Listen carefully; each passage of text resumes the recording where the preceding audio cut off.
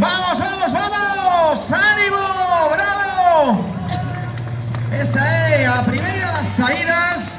Carreira adaptada. Iba a decir lenta, vamos a chamar menos rápida, porque lentos para nada. E agora vamos a ter... No, tranquilos, tranquilos, que ainda falta... Muchas gracias. ¿Estamos nerviosos o qué pasa? A ver, coño, sen empuxar, vamos arriba, campeóns.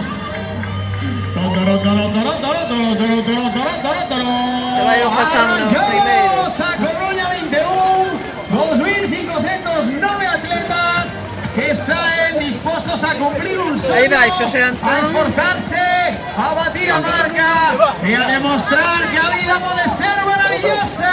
¡Vamos!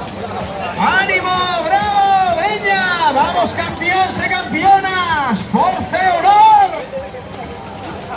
Lembramos que tedes que percorrer pola estrada asfaltada, quedando prohibido atallar por zonas peatonais, zonas ensardinadas, etc. Pode ser motivo de descalificación.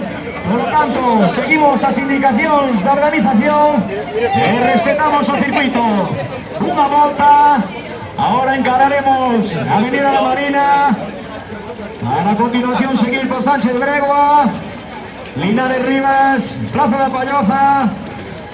Vamos por la zona Avenida do Exército, despois para subir Ramón y Cajal por o Corte Inglés, ata a rotonda de Lonzas e a volta desa rotonda, aproximadamente no kilómetro 6 e pico, tenemos o noso primeiro avituallamento na zona do Corte Inglés, primeiro avituallamento. Por lo tanto, tranquilidade, cada un con seu ritmo, porque faltan moitos metros por correr. Ese público de Coruña, ¿qué pasa? Que no nos escolta aplaudir. ¡Vamos a Coruña! ¡Vamos esos aplausos, esos ánimos! ¡Vamos a Coruña arriba! Hay que darles ánimos, hay que darles polvos, hay que elevarlos en volandas.